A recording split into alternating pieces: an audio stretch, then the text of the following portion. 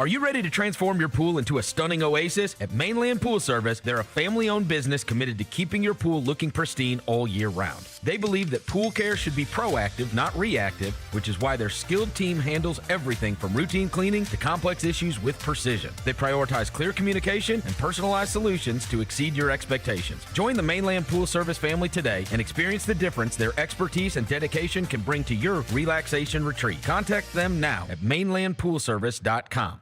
I risk my life to tell y'all these truths. Cat Williams is back. Brand new material, a new tour, and the same legendary laughter he's delivered for decades. Nick Cannon got 136 children, Jesus. Did you know that? Always classic, always Cat. White people are friendly. You can call them at 3 o'clock in the morning with the wrong number and they won't even be mad at you. Hello? No, I'm sorry. No Shaquita here. The Golden Age Tour. March 6th in FedEx Forum. Get tickets at Ticketmaster.com. Grizzlies fans, dunks, dimes, and no-looks are great on TV, but nothing compares to catching them IRL. And that starts with buying tickets at Ticketmaster, the official ticket marketplace of the Memphis Grizzlies and the NBA. Ticketmaster gets you to the game so you can catch every highlight in person. From seeing your favorite Grizzly stars up close to hearing the squeak of the sneakers on the hardwood. Put that jersey collection to use and get tickets at Ticketmaster. There's no better brag than saying you saw it live. See you courtside, Memphis. Let's face it, there's a lot of trash talk in basketball, but the great teams let their performance do the talking. Like Ford F-150 with Pro Power on board, a class-exclusive industry-first feature that turns your truck into a mobile generator and leaves the competition speechless.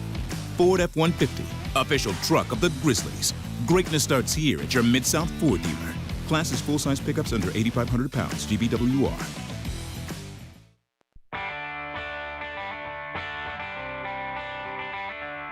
Live from the Built Ford Tough studio at FedEx Forum, it's the Gary Parrish Show, presented by Ortho South, on YouTube at Grind City Media and the official Grind City Media app. Now, here's your host, Gary Parrish.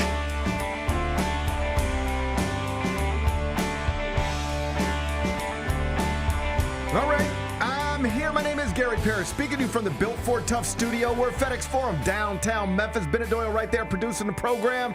Glad he's with me. Glad you're with me. Hope you're getting through the day best you can.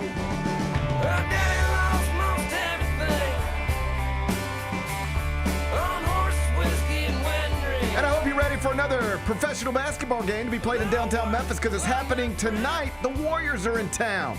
Draymond's here. I hope his hotel room's nice enough for him. They got here late last night. They were in New Orleans yesterday. We'll talk about it momentarily. First, though, quickly, let me set today's schedule for you. Next segment, Chris Vernon, host of the Chris Vernon Show, weekdays noon, Grind City Media. He'll pop in studio with me. I'll chop it up with him, all things Grizzlies, all things NBA.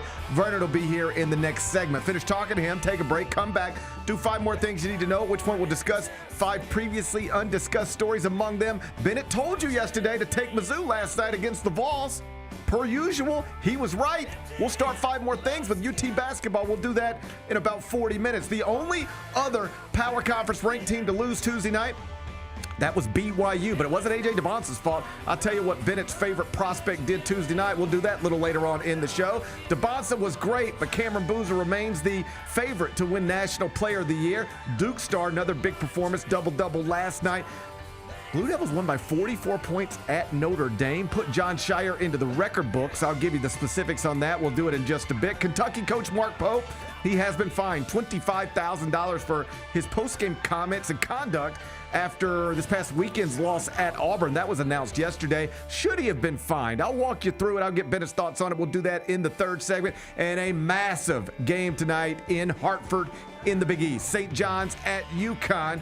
Can't wait for this one. If the Red Storm win it, and they're underdogs, but if they win it, they will all but certainly be Big East regular season champions for the second straight year. I'll get you ready for that during a segment we call 5 More Things You Need to Know. Then we'll eventually do GP's carryout, and we'll call it a day. So that's the rundown. We got a lot to get to.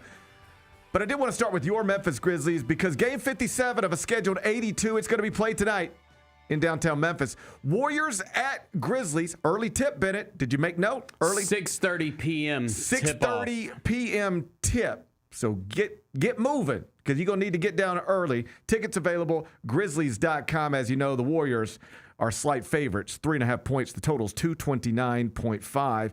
Hey, I know Steph's not playing, and I know Seth's not playing, and I know Jimmy's not playing, and we could run through the injury reports if you wanted to. I ain't got time for that. It's still the Warriors in town, and that's always fun, isn't it? It is, and it would be, this is one of those that you just kind of look at the rest of this is one of those that would be satisfying to get a win. You'd like to get a win. Yeah, just because they're like fighting for their play-in lives, and they're, we're, I heard you talking about it earlier. We're moving forward. We're moving forward. Right. We are, quote, moving forward. We are, quote, moving forward. They are, quote, hanging on for dear life. And, buddy, it would just feel good to knock them down a peg. I think that would be fun. I just do. We have a lot of weird motivations as this season has unfolded. Yep. We didn't plan to be moving forward in quite the way that we're moving forward. But here we are. Yep. Now we're moving forward. So now you got to figure out, like, what's important to you. Mm-hmm. What do you want out of this experience, yes. right? And so, on one hand, every win hurts your lottery odds, theoretically. Mm-hmm. Every loss helps your lottery odds, theoretically. All right? So you got to keep that in mind at all times. Yes. On the other hand, we are still humans. We still have emotions. And what I think I'm hearing from you is you understand the math. You're not ignorant to it. Mm-hmm. It's not like it's state capitals. Yep. You understand the math. But you're a human with a nice beard, and you still would go to bed happy tonight with decreased lottery odds if it meant that you got to send the Warriors at a FedEx Forum with a loss. Yep. And slightly down the Western Conference standings. You've decided you'll sacrifice some lottery odds tonight to score more points than the visitors and go to sleep a winner. I think so, because you want to I understand that. Well, I get it. The thing is you want to tiptoe that fine line of lottery odds and not becoming not having losing culture. Yeah. How about that? Yeah.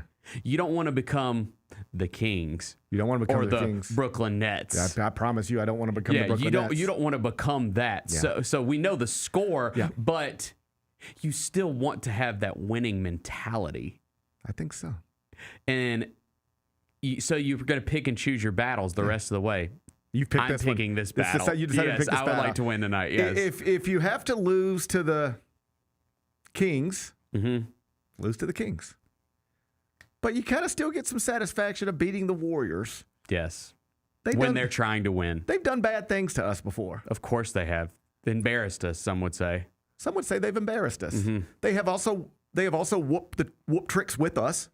Mm-hmm. Yeah, they participated in a trick whooping. Yes, they did. Draymond had his. That was fun. I got my issues with Draymond sometimes, but I kind of like that he participated in a trick whooping. Good moment, yeah. That was a great memorable, moment. It was a memorable moment. He participated in a trick whooping. Yep. I like that. I hope his hotel room's nice. God, I hope so too.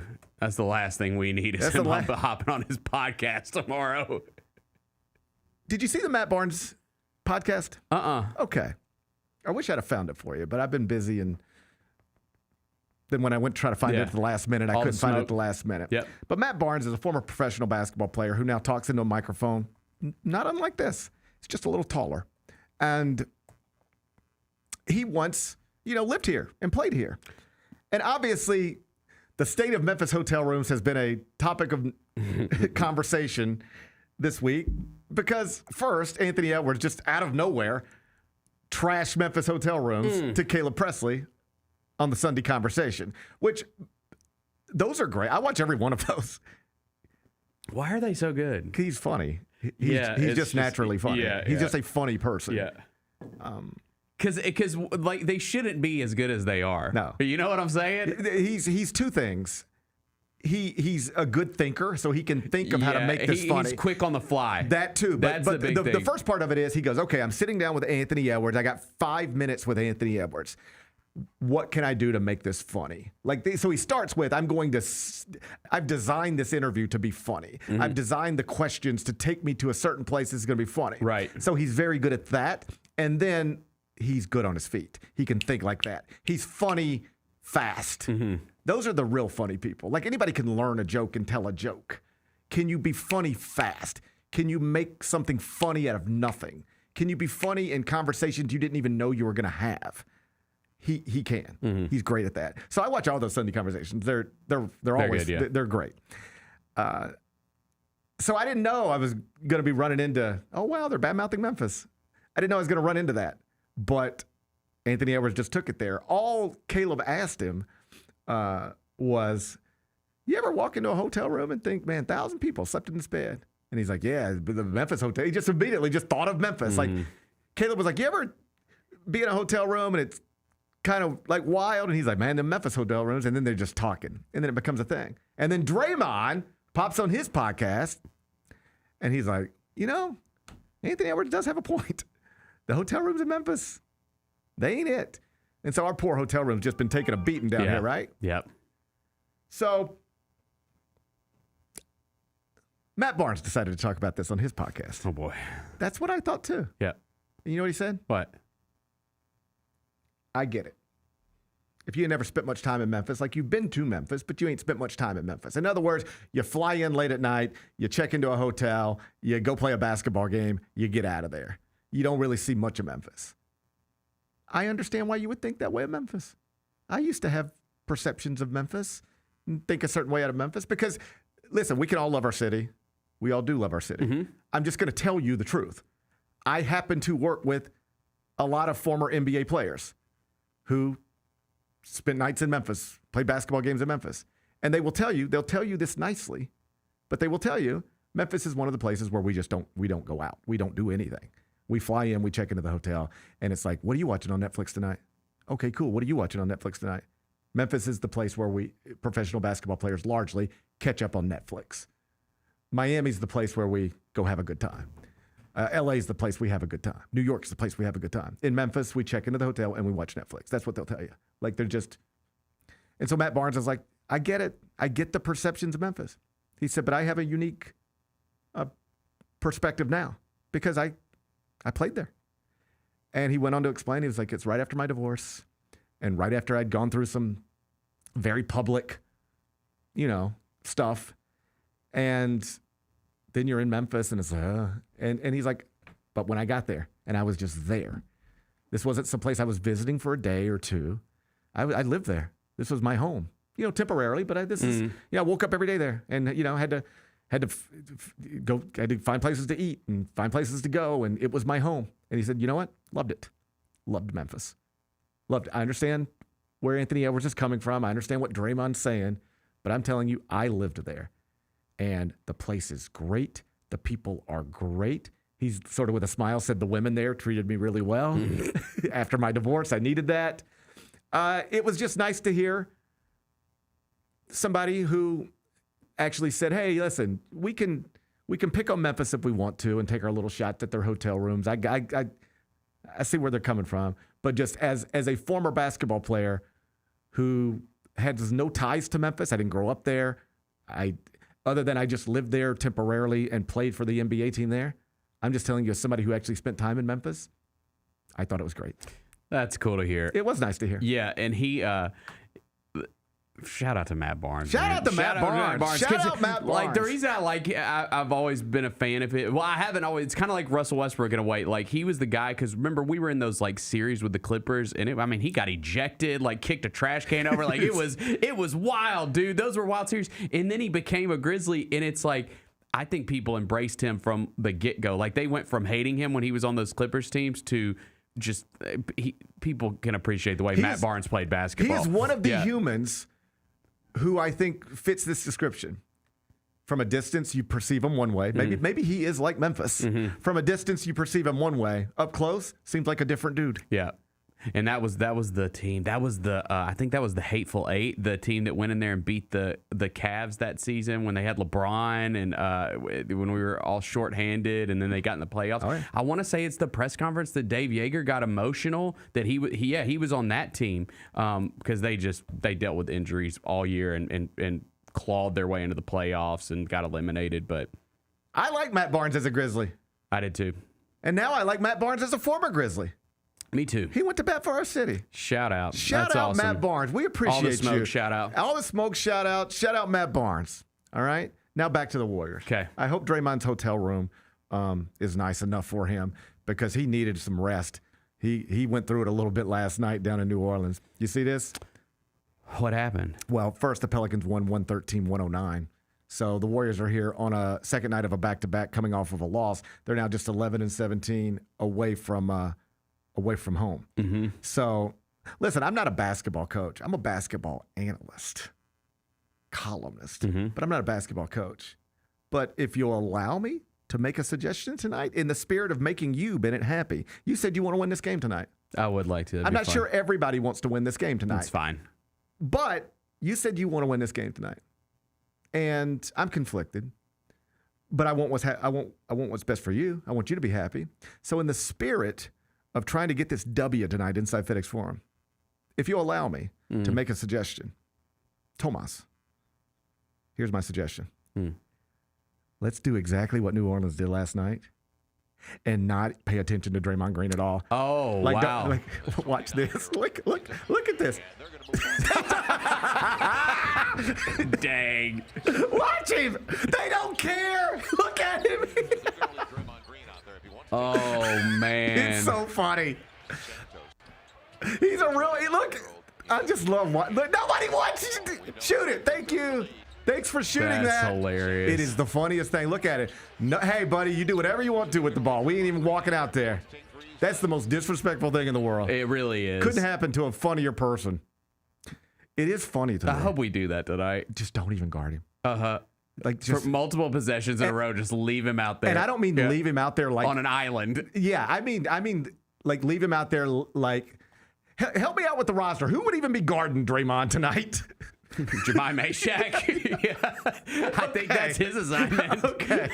Jemai Mashak. This is what I want from Jemai Mashak tonight. He's our center. Not only are we not guarding Draymond out at the three-point line, I want Jemai Mashak to do this.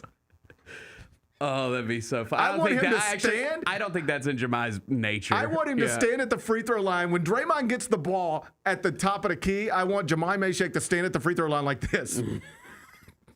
Just look at him like this. Hey, man, shoot it. I dare you to shoot it. All right? Dude, so funny. It is so funny. What makes it hilarious? First off, it's hilarious anytime anybody does that. I just think it's fun. I swear, I've talked to college coaches about this. I don't know why this doesn't happen more in college. No kidding, because there is always somebody on the court who cannot make a shot. Always. I was gonna say, like in college, it's way more glaring than the NBA. Like NBA, at least, like you watch centers and warm-ups hitting three-pointers. Some coaches will do it. Like I know a few years ago, my man Leaky Black, love Leaky Black. I think he just got an NBA deal. Love Leaky Black, but he couldn't shoot, and I know that Duke wouldn't guard him. So he'd go down the corner, and they'd just be like, stand in the corner, buddy. We ain't coming out there. We're packing it in. And, your guards ain't got nowhere to go. As long as you're on the court, your guards ain't got nowhere to go because we coming in here, we ain't guarding you. So it happens some in college, but it's not as dramatic as it should be. Yeah. Like if I were a college coach, I would do it. I'd identify that player, and I'd say, on defense, we are playing 5 against their 4 because we ain't even guarding this guy. Right. But they did it to Draymond. And it's hilarious because he talks. In fairness to him, he is a very smart basketball player. Of course he is. That right? goes without saying. But he's always talking like, this person sucks, and this person stinks, and this person is no good, and this guy's a bum. He's always talking about other basketball players in that way, like, oh, he's a bum, but that's who you are. That's who you are. I got it. You'll be in the Hall of Fame someday, and hundreds of millions. I got all that. But the best thing that ever happened to him is he got to be teammates with Steph Curry and Klay Thompson. That is by far the best thing that ever happened to him. I hope his hotel's nice enough. I do too, man. He needed a good night's sleep after that last night. Yeah, that was wildly disrespectful. Yeah. Imagine going down to New Orleans and they just act like you're not even on the court. Shout out to the Pelicans, the best 17-42 team I've ever seen in my life. I mean, I guess that's something to brag about. Yeah. I guess that's something to brag about. Let's get Chris Vernon in here. He's up next. The Grizzlies are proud to team up with Prime Global Group, a company on a mission to redefine real estate investment. By leveraging deep experience, strategic insight, and robust resources, Prime Global Group is shaping a smarter, socially responsible future. Whether you're an investor or simply curious, now's the time to explore innovative strategies that align with your values. Join the movement and discover how you can be a part of this exciting evolution. Visit primeglobalgroup.net to learn more and connect with the team today. That's primeglobalgroup.net.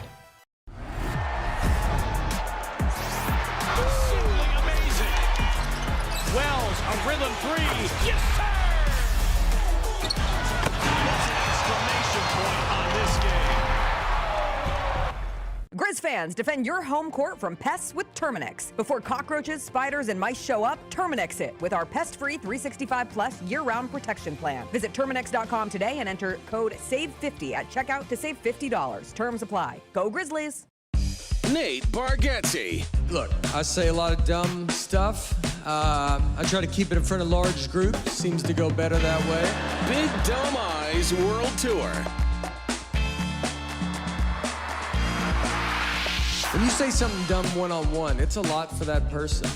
I'll say it, then I can just feel that they feel the weight of my life on their shoulders. Tickets and info at NateBargatze.com. Don't miss the Big Dumb Eyes World Tour. Nate Bargatze. How are you able to release and have an instrumental song become a huge deal? And I forget who the disc jockey was, but he put the wrong side on. He put the Green Onions by mistake and played the B side instead of the A side. No! And that's when the change happened. These people started to call the station and say, play that song again. The Chris Vernon Show, live on weekdays at noon on YouTube at Grind City Media and the official Grind City Media app. Jeff Dunham, Artificial Intelligence, his all-new tour. You're the other white meat.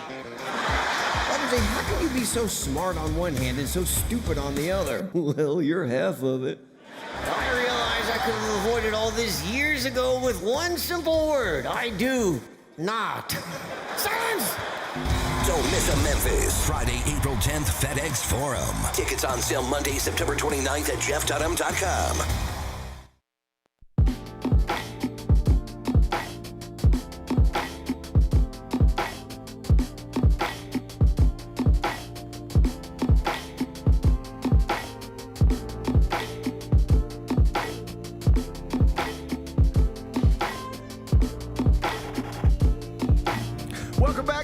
Parrish Show, presented by Ortho South. We're inside the Built for Tough studio, and on Wednesdays in the second segment, I'm joined by the host of the Chris Vernon Show. It's Chris Vernon. Hey, Chris Vernon, how are you? Look at you. Look at you. You all dressed up. Is it today picture day or something? No. You know what I've come to realize? You got to take your school photos today? You know what I've come to realize? I only have sweats and golf clothes. Me too. So you're either going to see, right? You know what I'm saying? So I had to get out of the house early today. So I just threw something on. You like it, though. You like this. I do like it. Like this, I do like it. I do like it. Yeah, if you see me out in the wild, I am either in a white T-shirt or a hoodie. That's it. That's it. That's it. That's it. And then I have a bunch of suits, but if you ain't going to see me at, actually, I will wear a suit to a restaurant. Really? I will wear a suit to a restaurant with a T-shirt. Suit, T-shirt to a restaurant. But outside of that, suits are only for funerals and weddings and television. I don't really go to restaurants. I think you stopped eating? I mean, no. I mean, like, when we go out of town. We go to too many outside restaurants. Of, yeah. Maybe after games. Most of our meals. I take that back. I guess after games, but that'll be like a Torchies. Yeah. You know what I mean? Or something like that. Yeah, but we're always on the run. We eat out all the time. Oh, really? Like, we sit down and eat. Like, I don't. We're at Central Barbecue today. You're in a suit? We're at no, I'll go to like when we went to Coastal for Valentine's, and I'll put a suit on. I'll wear a suit to Coastal for that night. We go there for we go there for a lot of like like kids' birthdays and stuff. They love that place. Coastal? Yes. It's great. They love it. It's great. And I've never had a bad experience there. Me neither. And Great. the menu's great, but that's not even what makes it great, although the menu is great. Yep. It's the room. It's cool. It's the good place. Good place. The service is incredible. Like the staff. Yep. I don't know any of those people. No, I don't either. I don't know who runs it, but the staff is excellent. No, that they're place- just like even the like food's great, too. The food's great. But I'm saying it's not like what makes it great is the food. Yeah. What makes it great is the whole experience. It's a great experience. That's a Place is free great. commercial for Coastal. I don't know the people who run it. I don't know either. anybody who works there. I just know that every time, just everything about it's perfect. Yeah, we went last month for William's birthday. Yeah. That's where he wanted to go. Yeah. Yeah. Loved it. Boy, he kills me on that bill.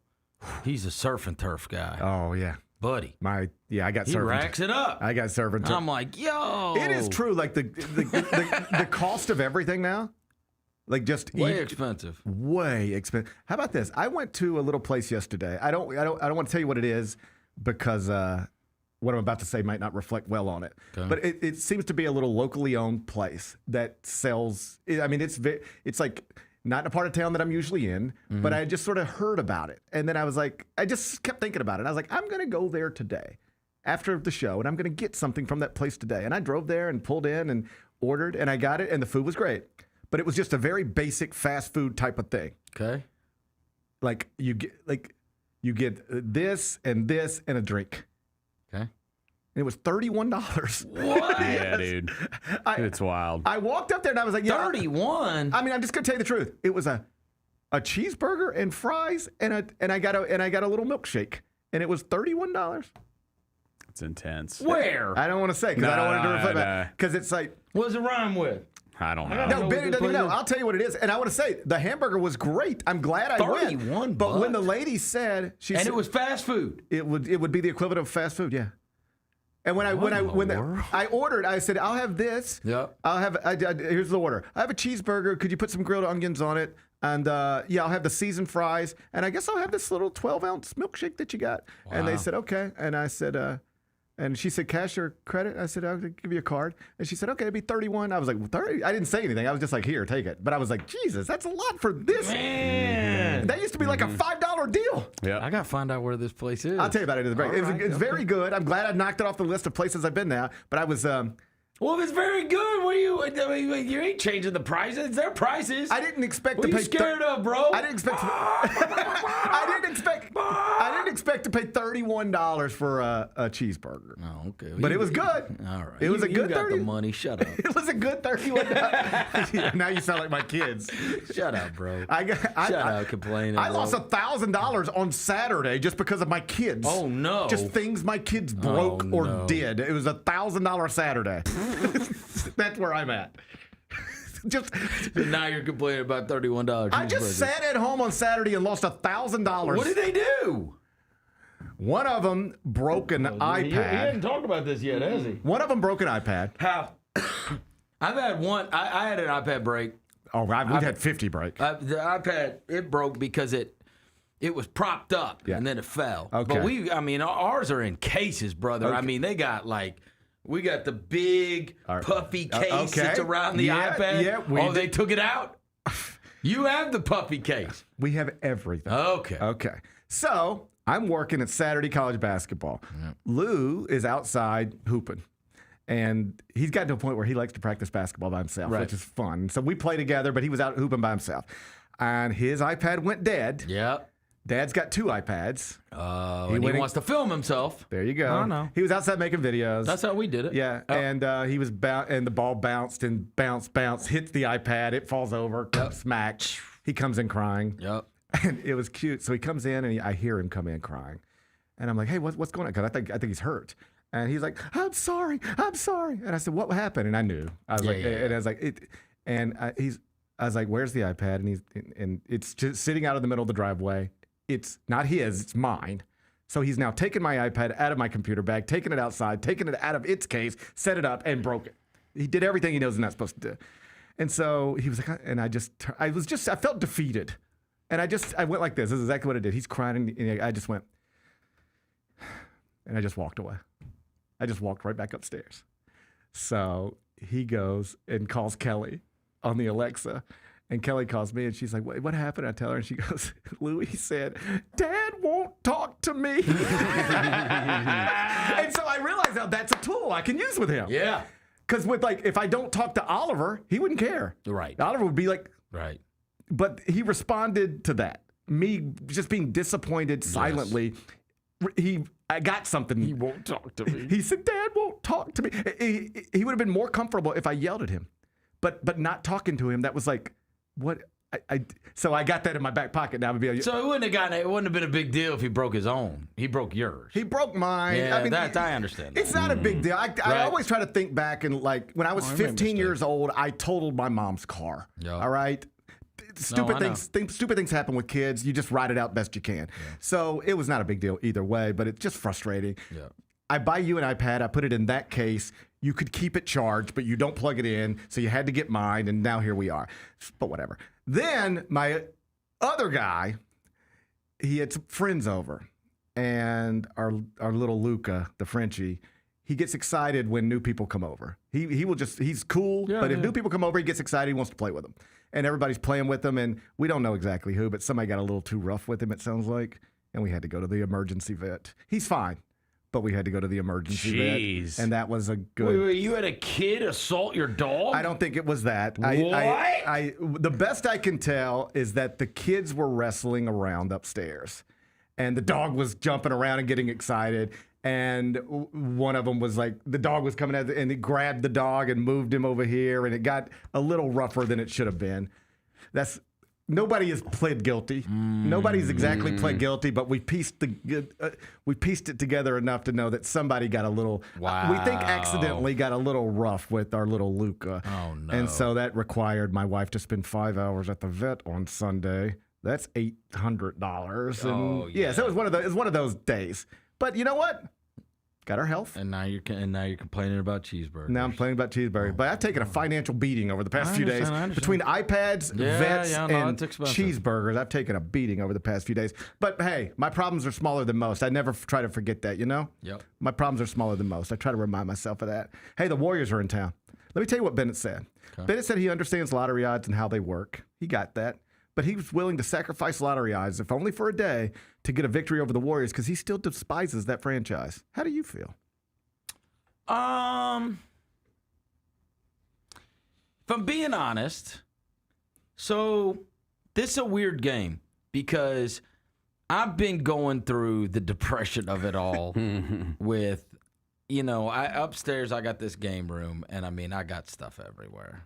And it's just like this constant reminder of, you know what I mean? It really is. It's like looking at, like if you had like ex-girlfriend pictures all over your house, right? You know what I'm saying? Like every time, this is where I go and watch games. This is where my studio is. Yeah. This is where everything is. And there's Morant stuff here and a poster here and a Brandon Clark dunking on Ian Mahimi there and Jaren and Ja posters. And then last night, Roser texts me and he's like, yo, do you still have those Shohei Ohtani cards? And I was like, I do. And he's like, bro, his card market has exploded.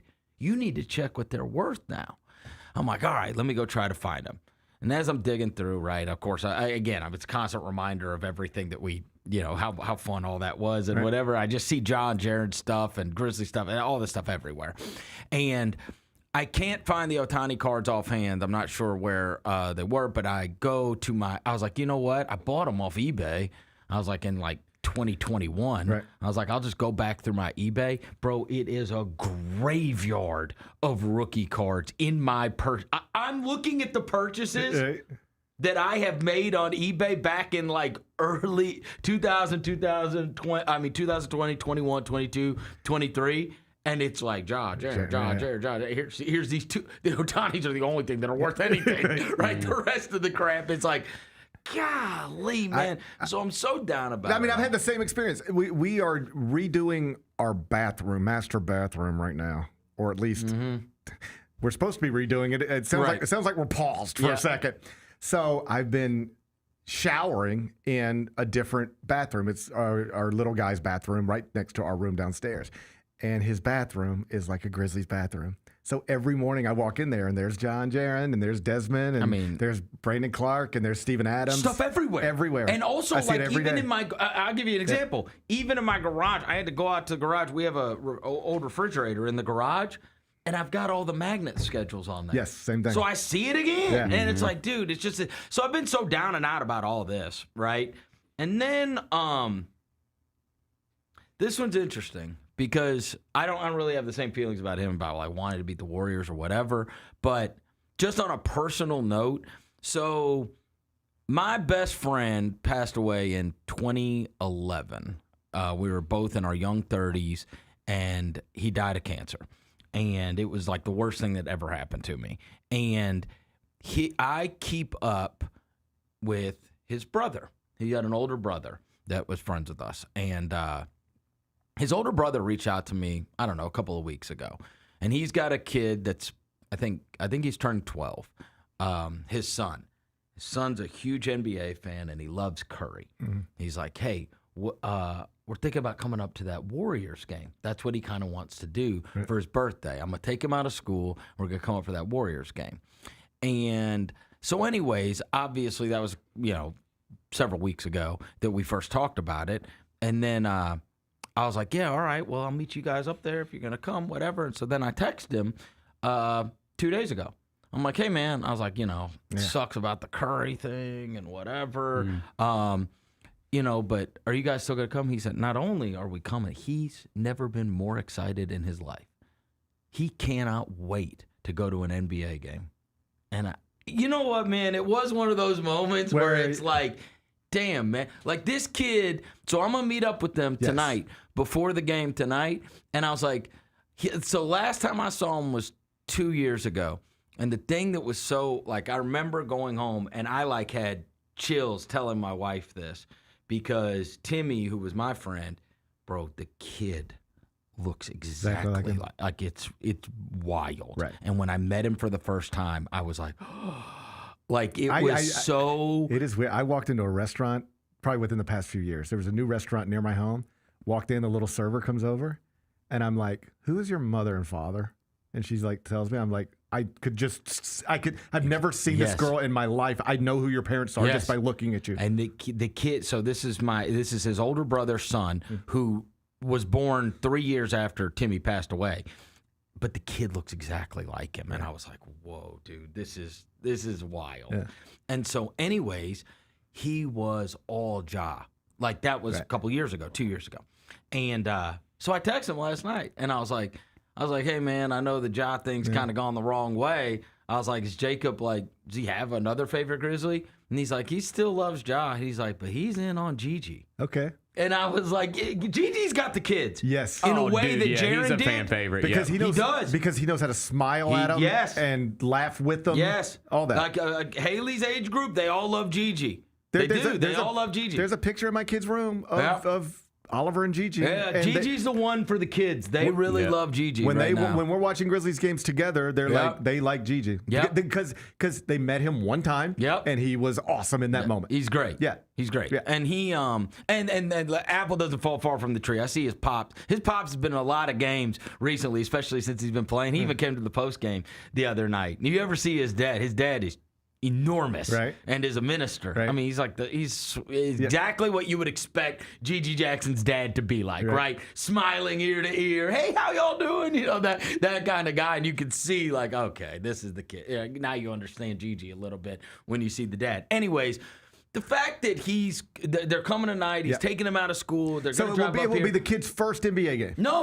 He's been to NBA games before, but this is what he wanted to do. That's right. He wanted to get to come up. They live outside of Nashville. I do think sometimes we get a little too close. You take it for granted. We take it for granted. He lives outside of Nashville. He loves basketball. Yeah. That's what he loves. And he doesn't get to go to NBA games. And so for his birthday, his dad's going to take him out of school early, and they're going to drive up to Memphis. They're going to go, and he doesn't even care. He doesn't care that Curry's not playing. He doesn't care. Yes, he's just excited to get to go to a game. Yeah. And I was like, because even when I said last night, I was like, hey, man, you guys still going to do this? And he's like, dude, not only are we doing it, he's fired up. He can't stop talking about it. That he's going to get to go to the game his birthday. Because if you would have taken me back, how old's the kid again? 12. Okay. If you had told me 12 years old, And tonight, my dad has taken me to an NBA game. Yep, out of town. Out of town to an NBA game. I don't need to know anything else. That's it. That's good enough, No. right? And so we get a little too close to it. We forget that part of it. And so my view on this, Yes. I was like, God, I can't believe we have another game. I don't even want to be there. I told you, I told the story the other day where I got ready for the mismatch yesterday morning, and I pulled up my Safari or whatever, and it was on best golf sunglasses. That's what I was doing in the fourth quarter of the Kings game. Yes. That's what I was doing. Yes. And I had to do the post-game show. Like, that's me being honest. But I just, in between the depression of seeing, like, what used to be constantly in my face, and then these games, and then, like, the Kings game and whatever else. And I think I needed that. I needed that text last night. And I was like, you know what, bro? I'll meet you all at 5 o'clock That's right. tomorrow night, right? I had a couple of these moments where there was many years ago when it was less TV and more traveling to games. I was just at games all the time writing columns. And I had this moment, it stopped me for a second. I was probably 3 hours before Duke, Carolina. I'm in Durham, going to Cameron Indoor for Duke, Carolina. It's like bucket list stuff. Yeah. And I just had this moment where I went, if my boss, for whatever reason, called me right now and said, hey, listen, we can't take a column tonight. It's impossible. Right. But like if they said we can't take a column tonight, you can still go to the game if you want to, but we don't need anything from you. I would probably just sit in this hotel room and watch it. Really? I thought I had that moment, and I was like, what happened? I got so into this stuff that I don't even this is a dream, and I'm just like, whatever. I'm just like, I guess I'm going to Duke, Carolina tonight. And I try to snap myself out of that. Like look around a little bit. No, like, in fairness, this is cool. I needed it. I needed that text where it was like, all right, bro, now. So earlier this year, my little guy's birthday party, he wanted to have a birthday party at the Hustle game. Yep. And we invited his whole baseball team and whole football team. And these kids come from very different places. And, my kids are growing up inside FedEx Forum. They just run around the place. Right. Yours, the same. And these kids, one kid, we were down on the floor, and the Hustle were warming up, and they didn't know any of the players or whatever. And the kids were just like, and it was like, this one kid said, I've never been this close to a basketball player before. That's awesome. And I was just like, I forget that. Yeah. This is still a cool thing for kids. No. The kids don't care about the standings as much as they just, this is a professional basketball game, and I can go home tonight and watch the highlights on YouTube. Well, and this one, honestly, he asked me a question. He's like, "Is Curry traveling with them?" And I'm like, "I really don't know. I think so. Yeah, I think he's there. He just wants to see him. That's it. Just hey, there's Steph Curry. There's Steph Curry. That matters. You know what I mean? Yeah. So I needed it, especially right now. Yeah. This has just gotten so hard. Depressing. Yeah, it's hard. Everybody knows. Like nobody is being. Anytime that you are going to move to something new, it's painful. Right. All right.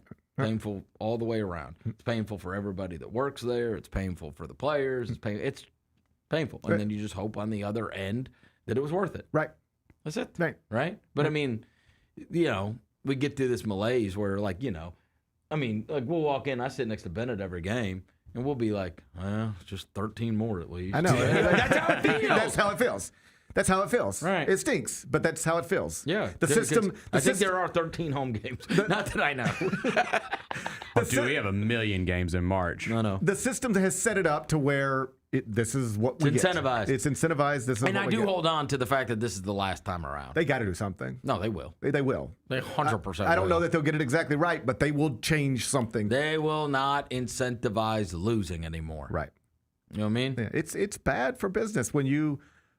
And as like I've said before, I'm not the college basketball guy who tries to tell you college basketball is the best sport and the NBA sucks. Right. There are some of those, and I think that's crazy. The NBA is great, but the contrast between turning on high stakes college basketball right now, and just turning on the NBA games right now, it looks.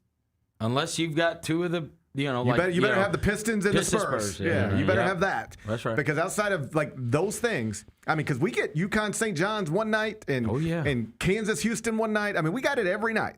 Yep. And it looks great and pops. Yep. And you turn on the NBA and it's like, ugh, it's bad. They got to figure it out. Well, but there's a way to fix it, right? Yeah. There is a way to fix it, and I think they will.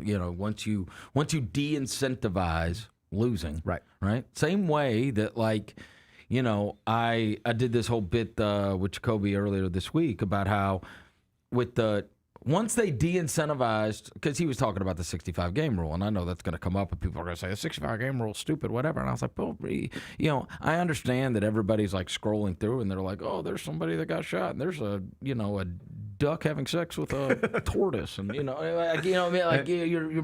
your attention spans are so short that you forgot, like 2 years ago or 3 years ago, they were like making a mockery of this. Like when you talk about the big games, I recorded every Thursday night with Kevin O'Connor, and we would say we're going to record after the Thursday night TNT game.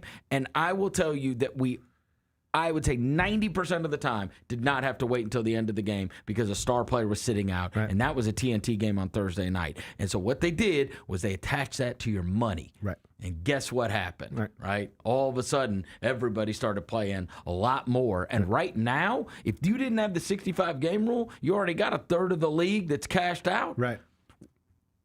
All these other teams would sit there and they would go, if it was not attached to their monetary success, or those accolades were not, then they would look and they would say, a team would go, well, the most important thing is that we're healthy for the postseason. That's right. We just got to get to the postseason healthy, right? I promise you, these guys would not be playing the last part of the season. Oh, you ready? Unless they had to. You know where they wouldn't be playing?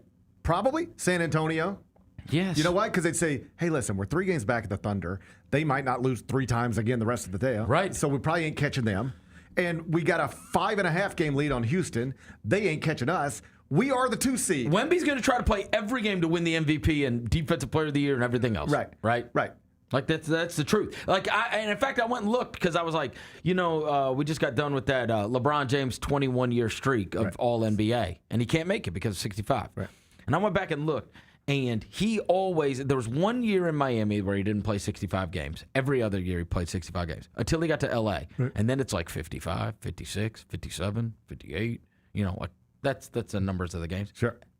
And then the rules came. And then it's back up. 70, 71. So don't tell me. Right. You know what I mean? Right. And it's like that. And again, they figured out a way to incentivize playing basketball games, which is unbelievable. But their contracts are guaranteed. Right. And the teams want the guys to just be healthy. Right, by the time they get to the spring. Right. And so they incentivized guys playing basketball games, and we don't have nearly the problem. The guys don't sit out because of rest anymore. Right?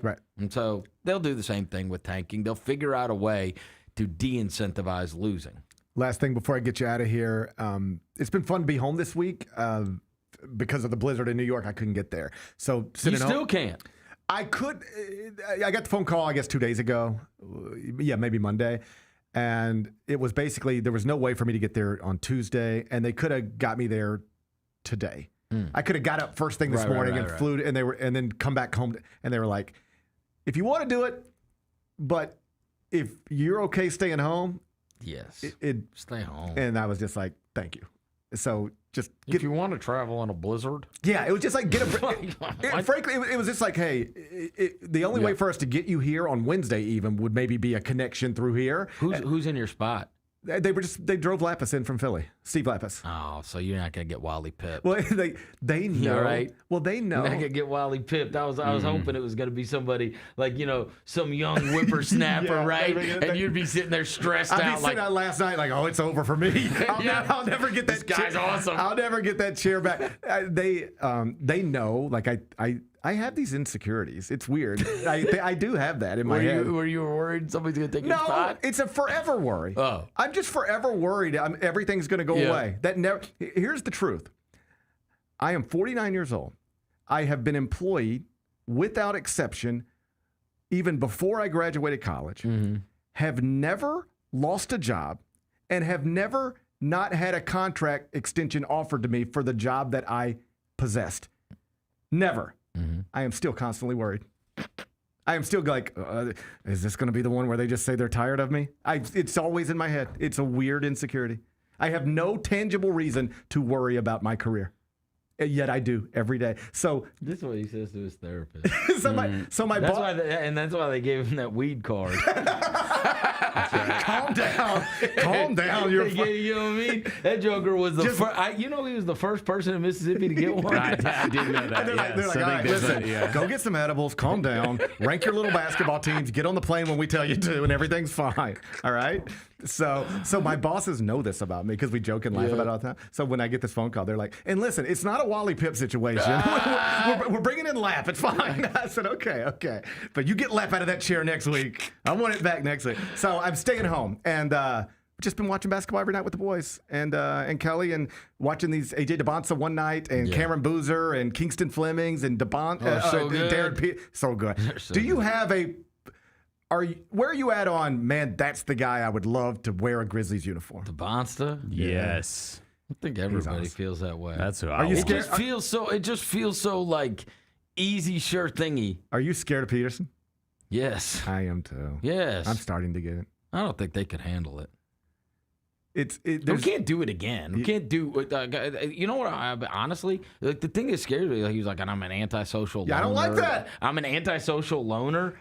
Like, dude, he is. This is what he said. Bro, I need a face of the franchise. I know. Yeah. Right? It's like, bro, we just kind of went through this, like, good mood. Yeah. You know what I mean? Yeah, like, and it's like, and the dad's like mega involved. It's like, I don't know, man. There's a lot of.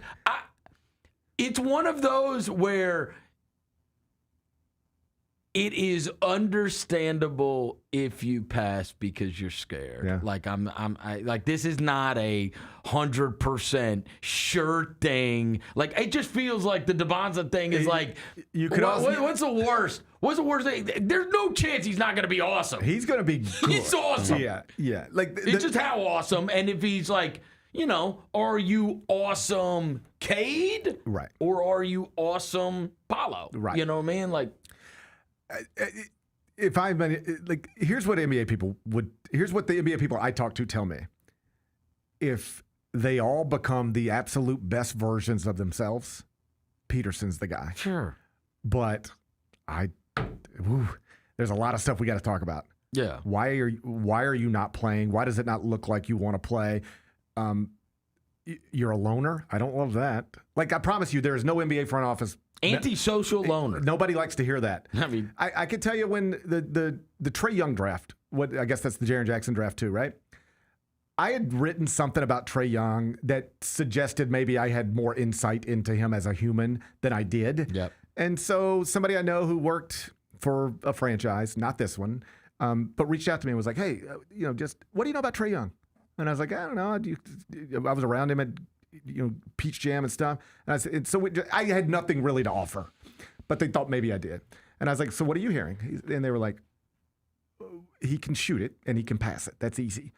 But if we take him, we're thinking about he needs to be the face of our franchise. And we're hearing bad things about just the way he carries himself. Not that he's a bad guy, but not a leader. Doesn't have who's his best friend? Right. Who's his best friend at Oklahoma? That was we haven't been able to figure that out yet, and that's a problem. And then you look up, and he's like not a leader, it's all that stuff. The Peterson thing is like it's just gonna be an unbelievable debate. When it comes down to it. Mm-hmm. When it comes down to it, it's gonna be an unbelievable what debate. I think happened but there. I mean, there's no question that Dybantsa and Boozer are both way safer. It's definitely safer. And maybe Caleb Wilson, for that matter. Honestly. Again, the Peterson thing is such a wild card. You might be able to name He might end up being the best player in the NBA. Yes. I mean, you could. You know what I mean? And then everybody's like, man, you took freaking Cam Boozer over that's the thing. Kobe. That's the thing. You know what I mean? You could be passing on Kobe. Like, oh, my God. You could look up and go, in 3 years. Who was also a difficult personality, yes, if we're being honest. But also was a killer. Right. Like he was a difficult personality, but he was going to try to play 48 if he needed to. Oh, yeah, that's true. And so this is a little different. I could name, I think both these things are true. You could look up in 3 years and he's the best player in the world. All right? Or you could, but there's maybe 5 guys safer than him in this draft. Yes. I think both those things are true. It's going to be fun. It's a good year. And obviously, look, I mean, it doesn't stop there because, as you were saying, I was watching them all weekend because I was so excited about I get excited looking at these mock drafts and realizing, like, you're going to get cracks at this. Like, you might get 2 cracks at it if, You know what I mean? Depending on what happens with Orlando, what happens with Phoenix. Watching Phoenix last night, they had 55 points with a minute left in the third quarter. Well, that's where the Dillon injury does, like... Bro, he's responsible for 30% of their points. Right. You take that out of the line. They had 55 points with a minute left in the third. Boston went on like a 51-11 run. Ridiculous. 51-11? I was like, bro, do they suck now? It looked like they suck. I don't know. And so I'm saying you might take 2 cracks at this if it breaks right and somebody misses in the play-in. Oh, like I can't tell you exactly who's going to be who, but a Hall of Famer will be picked outside of the top 5. Sure. Yeah, like it's just like I watched a Wagler kid this weekend. I watched Acuff. I watched Flemings. God, I can't believe how good these players are. They're great. Oh, they're so good. They're great. They're so good. Like it's weird. You used to always go like, man, you know what I mean? Like you would watch like, I don't know, Brandon Wright, and you would think of what he projects to be.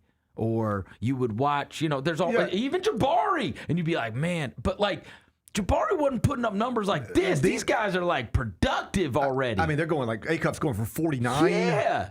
Wagner gets 40. Brown. Fleming's got 40. Michael Brown. Yeah, like these dudes are not just great prospects; they're great players. No. It's not like the guy averaged 12. Yeah, and you're like, man, by the time he's 24, even Jaron.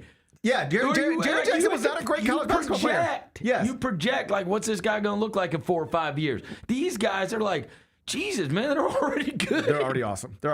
You could have a Final Four, even though freshmen rarely lead teams to a national championship. Like, we talk about it all the time. Yeah. It's like Carmelo and Anthony Davis. It's like a very... Those kids should have last year. It definitely should have. They should have. Duke should, and they would have been considered one of the greatest teams ever. But do you know who the last freshman to win Most Outstanding Player at the Final Four was? Tyus?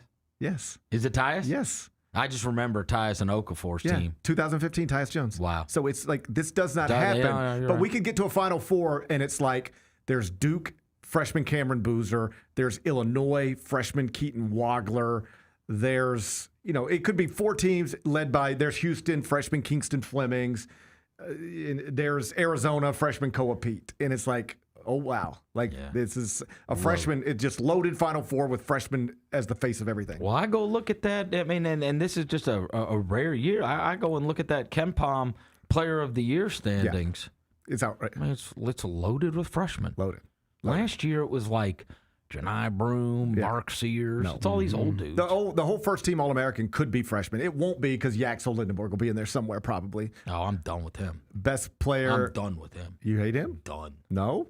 No chance. You see him answering that question about Boozer? That was just weird. I didn't understand it. 24 years old. Grow up. And acting goofy. I don't want you. And you had the video that surfaced. You can have him. And Dane Danger already. I was gonna say Dane Danger. I don't want any part of him. Cooked him. He's one of those. Times. Dane Danger done with him. Cooked the Big Ten Player of the Year. Yeah. like Yaxel really might be the Big Ten Player of the Year. He probably will be. Yeah. He's the best player on the best team. Yeah, that's it. But I'm done. I don't want him. Okay. You can have him. I am finding guys that I'm out on. He's one of them. Whether it's the teams at the top of the sport or the talent leading the sport, this is one of the best college basketball seasons we've had in a long time. It's been great. Oh, yeah. It's because they're paying them. Yeah, they're paying. No, there is that. Of course it is. They're paying. We went through that whole span where it's like Jalen Green and LaMelo Ball. None of them play college basketball. There was that. And then, like, just... Or the Thompson twins. We went through a whole span where, like you would look at 24/7 Sports and, like, 6 of the top 10 recruits didn't play. The Wiseman year, if you looked at that draft and you were like, almost none of those guys were playing college basketball. They got picked at the top. It was like, he's hurt. He didn't play. He quit. Whatever. Right. So what was I about to say? Florida is a perfect example. This is everybody understands, like, the freshmen are awesome, so that helps the sport be better. We're getting players back in college that otherwise wouldn't be here. Makes the sport better. The international, all the Eastern Europeans coming over here now, they would be making, whatever they're making in Europe, they're coming here now, and so that's better. Here's the one. So Florida wins the national championship last year. They lose their whole backcourt. In a different era of the sport, you would just be replacing your guards with freshmen. The best high school guards you could sign. Your team wouldn't be as good. You'd still have Ruben Chinyelu and Thomas Houck in the front court and all those, but then you'd have freshman guards because that's all you have. Well, now you go out and buy experienced guards from the transfer portal.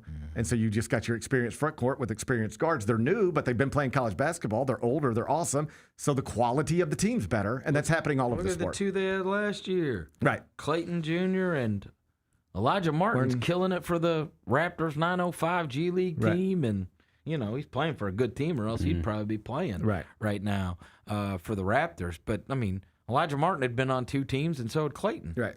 Clayton had been on 2 teams before he ever even got there. Right. So, yeah. It's been great You college can just basketball. reload. That's the one thing that is promising about, any of these college teams, right? Like you can go used to from- be able to foresee, oh man, next year's team's going to stink, but you don't even know. It's going to be a whole new group of guys. Scott Drew made this point to me, and then I get you out of here. He said, you used to be able to know who was going to be good next season in November. Yeah. Because that's when the signing period came. All the high school players sign, and you could say, ooh, Duke's got the #1 recruiting class. They're going to be great. This team is losing that lottery pick, but everybody else should be back because the transfer portal wasn't a thing. Sure. And they're adding these 2 high school players. I know they're going to be good. And now, in November, you don't even know you have no idea who's going to be on your team. No chance. On April 1st, you might not have any idea who's going to be on your team. There's not a single player in Baylor's program right now who was in Baylor's program on April 1st. Wow. They started from scratch just like Memphis. 0 players. Now, the good news is... And they stink, just like Memphis. And they stink just like Memphis. The good news is you can build it overnight. Sure. But it's not easy to do. No. Also, how many of these... the most depressing thing in the world is going to be senior night at all these schools. Yeah. It's just weird. Yeah, it's weird. There is no, who was the guy that... It was like such a huge deal. Who's the guy that hit the game winner in Duke, Carolina? Come on. Oh, Seth Trimble. He's like the only 4-year guy in the world. Yeah. I was like, oh my God. Yeah. This guy is like, this guy's like something from the past. A 4-year player at one school is like impossible to find. What you're going to have, the unintended consequences of this is going to be, there's a scenario where you play college basketball somewhere, you have some success there, and then forever you're a part of that community.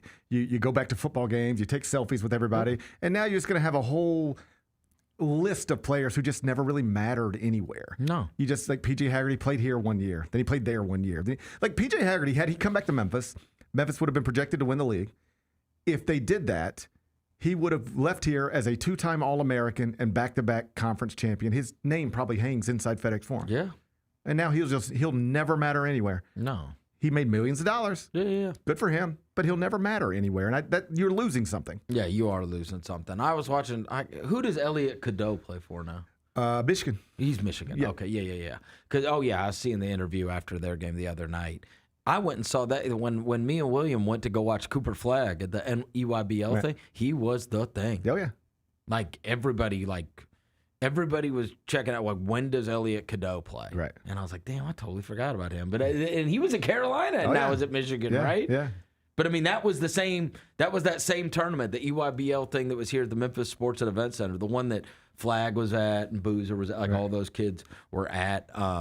But yeah, I remember going out of my way to go find the Elliot Cadeau game because he was supposed to be, he's like the next Kyrie. Yeah, it's funny like how quickly it can come and go. Cam Reddish, we talked about him recently. I saw just randomly on my timeline last night the Sports Illustrated of Amani Bates popped up. Crazy. That's just sad. Yeah, that's just sad. Oh, there's a million of those. Yeah. Oh, I think I got the same one. We probably got the same algorithm. Did you scroll through? It had that same post. Whoever put that together. It had magazine covers of all manner of them. Like the next one was Josh Jackson, and then OJ Mayo, and it's like it was all of these christenings, like that had gone on, and there was like 8 of them. And if you keep scrolling, like the 7th one is Morant. Yeah, it is. Yeah. And I was like, damn, bro, already? Yeah. Like, come on. He's not Josh Jackson. No. Like, he's still got his career Josh ahead. Jackson, Grizzlies legend. But Josh Jackson was supposed to be Darren Peterson. Yeah, I mean, he was great. Supposed to be great. Yes. Just a guy. Yes. Just a guy. Yeah. So, it's wild how quickly it can come and go. You're on this trajectory your whole life, and then you're 21 and it's over. Oh, God. I looked up what's it called the other day? The kid that was going to come here with the Lamborghini. Oh, Mikey. He shoots 30% at Sac State. It's over for him. 30%. Yeah, he was the next great thing. Social media star. He was our biggest recruit. Yeah. He's just a... dude, when William was in... Mikey Williams, I guess his name. Maybe freshman year? Maybe his freshman year? No. He was in like 7th or 8th grade. Mikey Williams came and did a thing at Arlington. You couldn't get in the parking lot. That's right. You couldn't get in the parking lot, bro. Right. He was that big a deal to those kids. His whole life, he's been told, you're going to make millions of dollars playing basketball.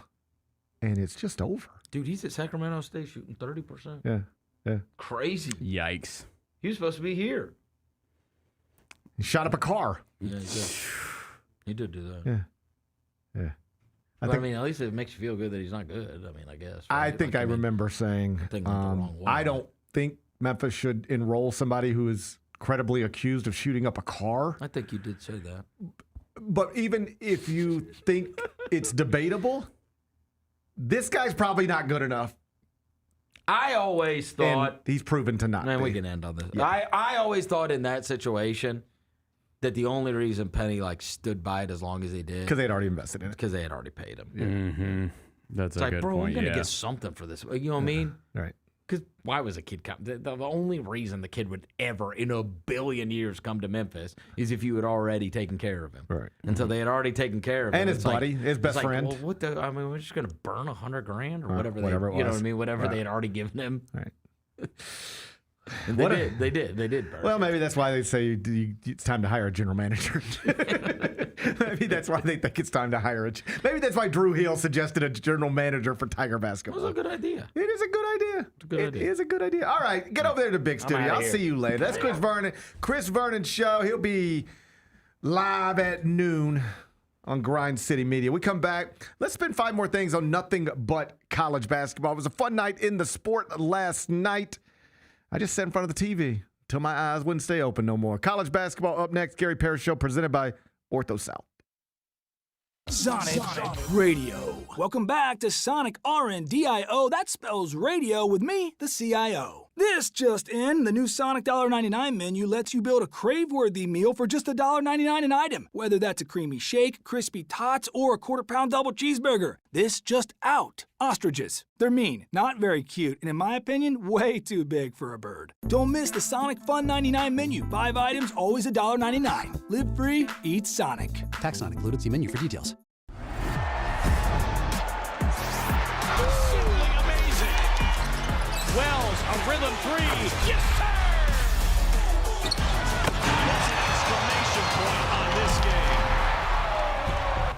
Grizz fans, defend your home court from pests with Terminix. Before cockroaches, spiders, and mice show up, Terminix it with our pest-free 365-plus year-round protection plan. Visit Terminix.com today and enter code SAVE50 at checkout to save $50. Terms apply. Go Grizzlies! Kroger shoppers and Grizz fans. Want exclusive last-minute discounted ticket deals texted straight to you? Sign up with the new Kroger Buzzer Beater deal. Fans can sign up by texting Grizz to 636-479 or visit your local Kroger store in the Delta Division and scan the QR code. By signing up, you agree to receive recurring automated promotional and personalized marketing text messages from the Memphis Grizzlies. Consent is not a condition of any purchase. Message frequency varies. Message and data rates may apply. Thanks for showing up, Memphis. Nothing compares to catching your Grizzlies IRL. And that all starts with buying tickets at Ticketmaster, the official ticket marketplace of the Memphis Grizzlies and the NBA. Ticketmaster gets you to the game so you can catch every highlight. Put that jersey collection to use for the next game and get Grizzlies tickets at Ticketmaster. Whether they're here at FedEx Forum or on the road, Ticketmaster's got your back when it comes to scoring tickets. And there's no better brag than saying you saw it live. The long goodbye begins. A very special evening with Journey. Final Frontier Tour.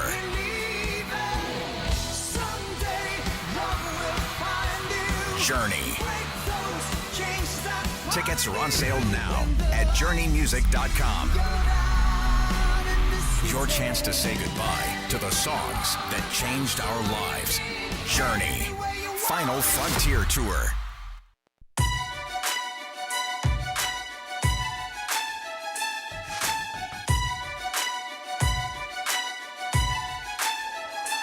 Orthopedic injuries can be unpredictable, unforeseen, and unscheduled. Ortho South understands this better than anyone. Since your injuries don't make appointments, you don't need to either. And that's because Ortho South welcomes walk-ins during the weekdays in the evenings and even on Saturdays. So next time an unforeseen injury makes an unscheduled appearance in your life, visit orthosouth.org to find your nearest urgent care location. Just walk in, and Ortho South will take care of everything, especially you. Learn more, orthosouth.org. That's orthosouth at orthosouth.org. Now, I got 5 more things you need to know. Number 1. Bennett, you told us.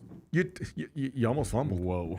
I fumbled over here a minute ago. Yeah, It's did fine. you? Okay, here we go. Hey, you told us to take Mizzou plus the points. Yes. Home underdogs against the Tennessee Vols. And I don't know that you analyzed it as much as you just hate Orange and just decided we're picking against that. But either way, you got it right. Mizzou wins it last night. Fun game at Mizzou Arena.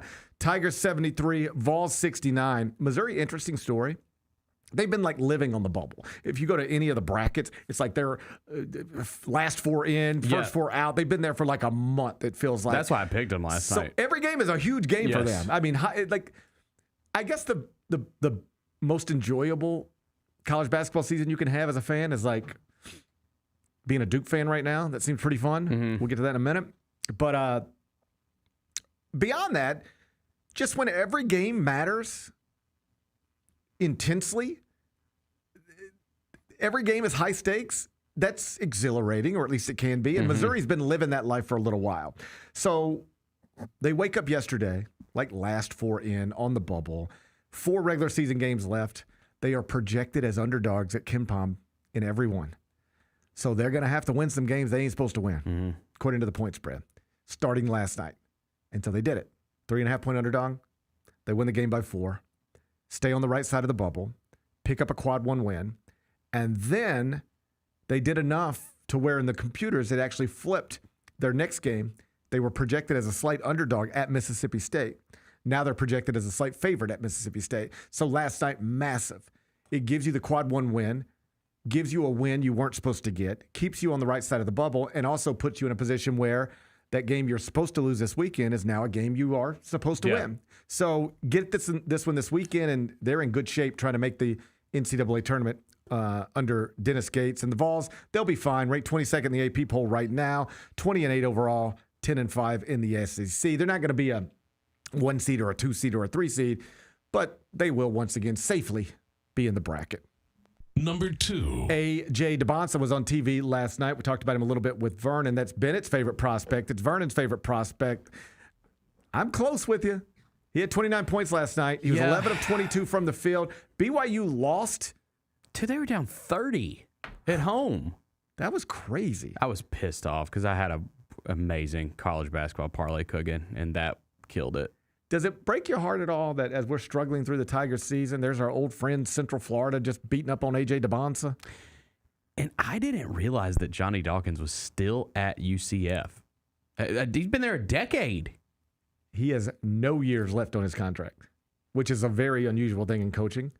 Interesting. I mean, so he's on a hot seat, and most people were like, he's got no years left on his contract. UCF's not supposed to be good. This will be it. Yep. But like, what do you do? What would you do if you're CF? Because here's the thing.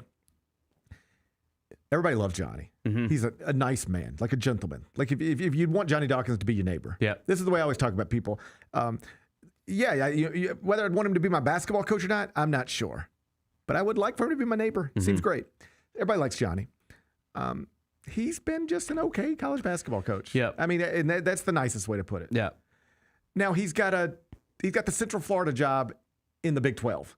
He's got the Central Florida job in the league with Kansas and Houston and Arizona and Iowa State, and you know who's in that league. So hard job. As an administration, you sort of already made up your mind because you haven't extended him. You're going to let this contract run out. You're going to tell him, thank you for your time, and now you're moving on. But it looks like he's going to make the NCAA tournament.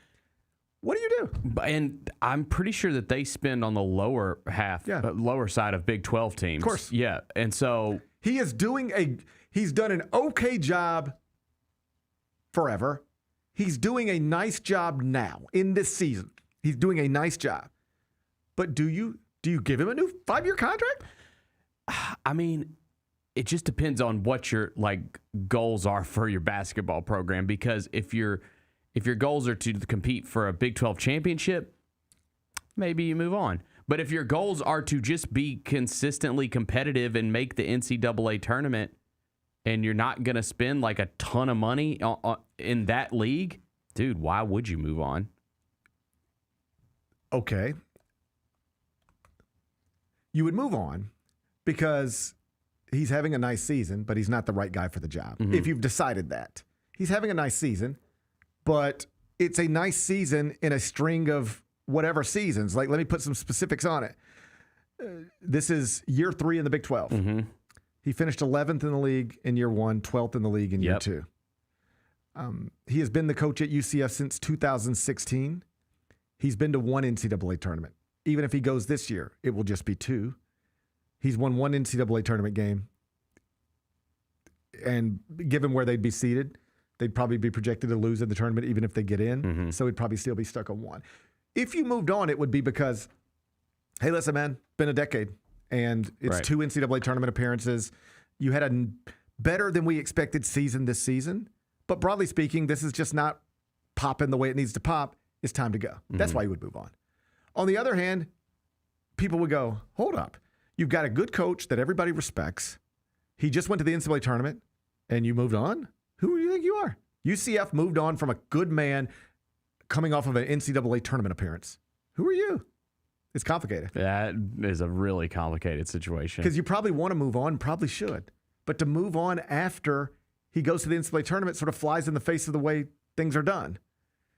Because the way things are done is you go to the NCAA tournament, you don't have any years or lots of years on your contract. Your agent gets you a contract extension. So in reality, what UCF should be doing right now, in terms of what most universities would do right now, is Johnny Dawkins would surprisingly make the NCAA tournament. They'd offer him a 5-year, $15 million contract. But do you want to offer some 5-year, $15 million contract to a coach you thought you were firing 2 months ago? Because guess what's going to happen next year? He's probably going to finish 14th in the Big 12, and you're going, oh, God, now we got a $15 million buyout. Right. And we could have just got out of it for free in March if we'd have just walked away. But we got caught up in being the 11 seed. Woo, we're the 11 seed. Here's a new contract for $15 million. Now we want to buy you out of it. It's going to cost us 12. What do you do? Yeah, that one's tough. You know what I think I would do? And I'd be open to, I'd listen to I'd talk to a lot of people. I think I would subscribe to the Jeremy Foley way of thinking. Once you think you're moving on, it's time to move on. And this isn't one where the mistake probably isn't moving on from Johnny Dawkins. That's probably not the mistake. You know what the mistake probably is? Signing him to a new contract because he lucked into the 11 seed. That's probably the mistake. But can you do that to a man everybody likes and to a man you respect? It's not our problem. We'll see. Dybantsa, though, that's the story. Yeah, man. He did not That's my guy. win, but he did play well. 29 points, 11 to 22 from the field. He would be my number 2 right now for National Player of the Year behind Cameron Boozer. And he would be that even though he is not playing for a team that is good enough typically to provide the sport with the National Player of the Year. I don't think people understand this, or at least I don't think everybody understands this. To be the National Player of the Year in college basketball, it's not enough to just be great. Like, we usually know who leads the NBA in scoring. You typically have no idea who's leading college basketball in scoring on any given day. You do not know who led college basketball in scoring last season. No, because it's usually someone from Cleveland State or something like that. Except, you know, sometimes it's somebody from the Big East playing for Villanova, but they're on a bad Villanova team, so you don't even pay attention to it. They don't even make an All-America team. You've got to be great, and then you've got to be on a great team. Here's a fact. 18 of the past 20 Naismith Award winners came from a team that finished in the top 10 at KenPom, Zach Edey included, both years.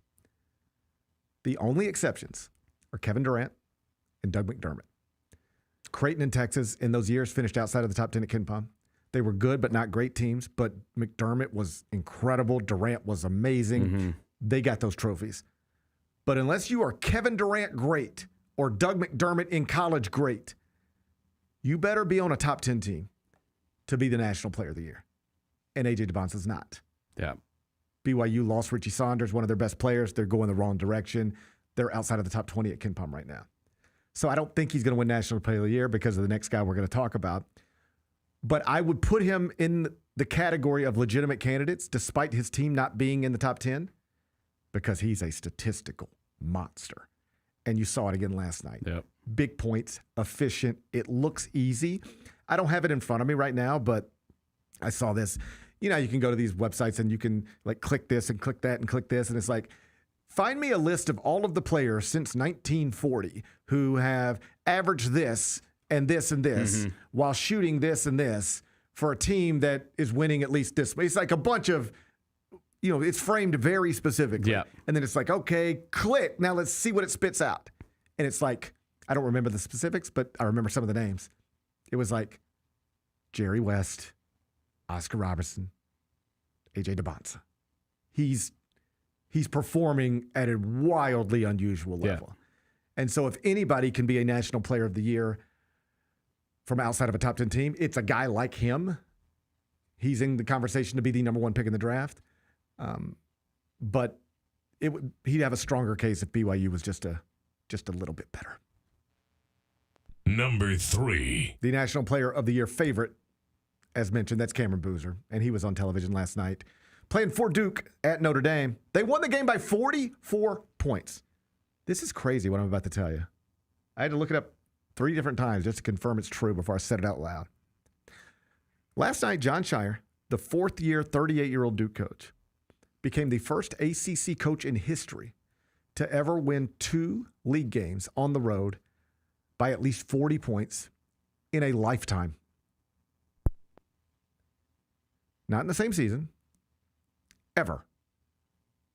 Mike Krzyzewski, Roy Williams, Rick Pitino, Jim Boeheim, Gary Williams, Dean Smith. Name all the Hall of Famers who have ever coached in the ACC. None of them ever won multiple road games by at least 40 points in conference in their careers. John Shire, that's crazy, by the age of 38, has done it twice. It was a few years ago, a road win by 43 points at Georgia Tech. And last night, a 44-point win on the road at Notre Dame. Cameron Boozer gets 24 points, 13 rebounds. And this is kind of crazy. I was just doing the top 25 and 1, and I've got Cameron Boozer finished with 24 points and 13 rebounds. And I don't even blink. And I just stopped myself, and I was like, 24 and 13 is crazy. Like, he's averaging like 22 and 10.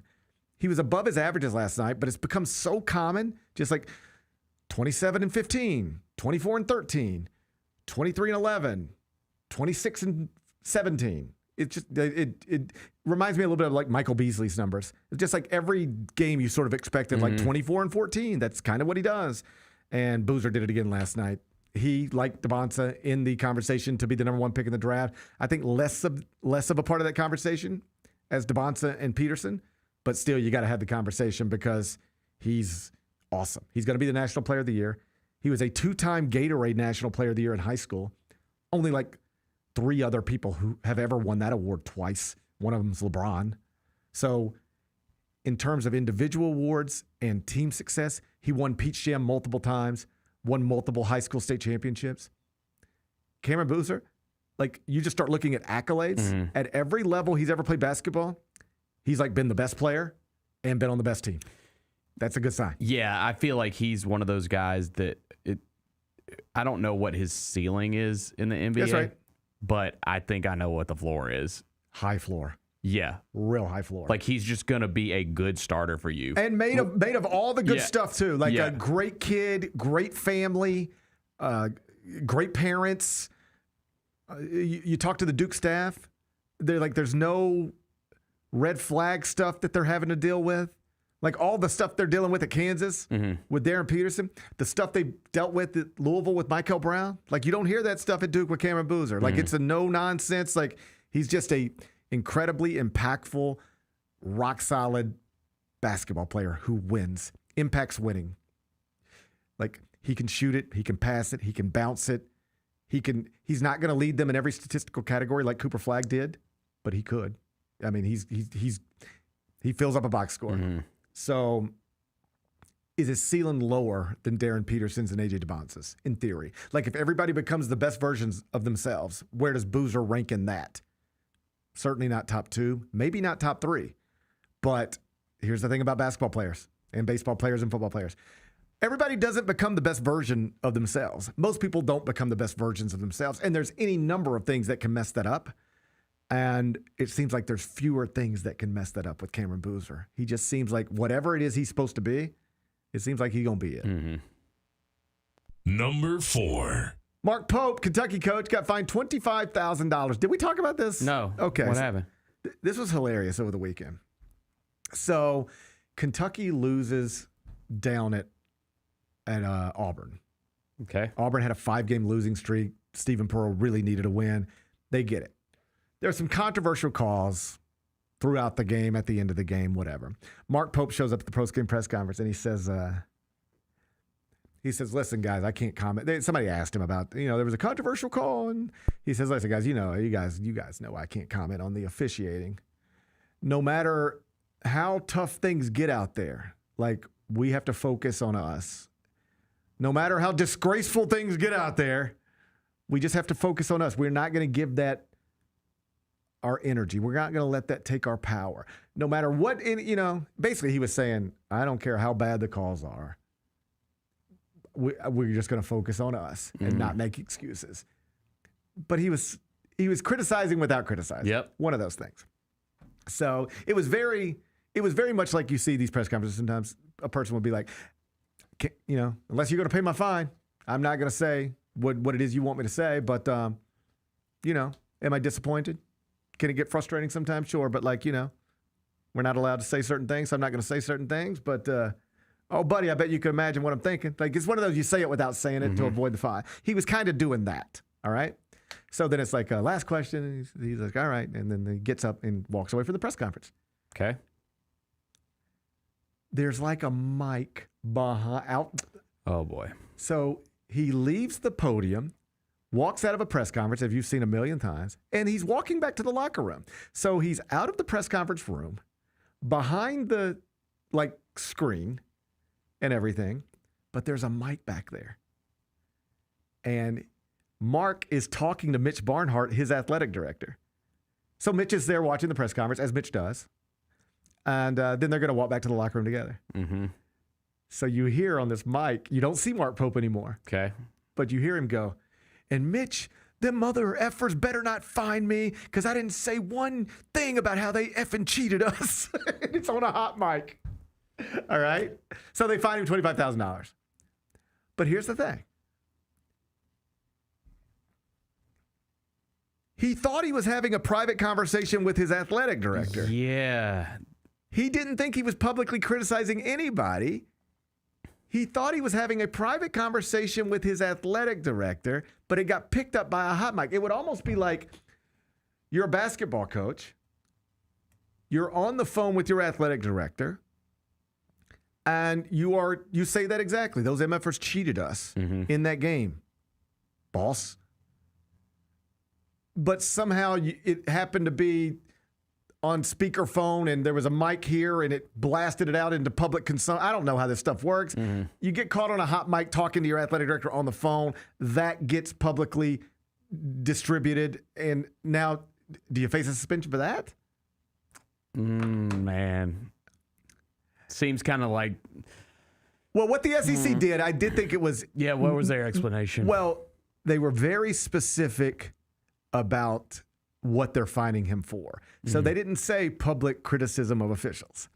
They said he's being fined $25,000 for his post-game comments and conduct. So they can just say, well, it's not necessarily because you publicly criticize the officials, but we just don't think you acted the right way.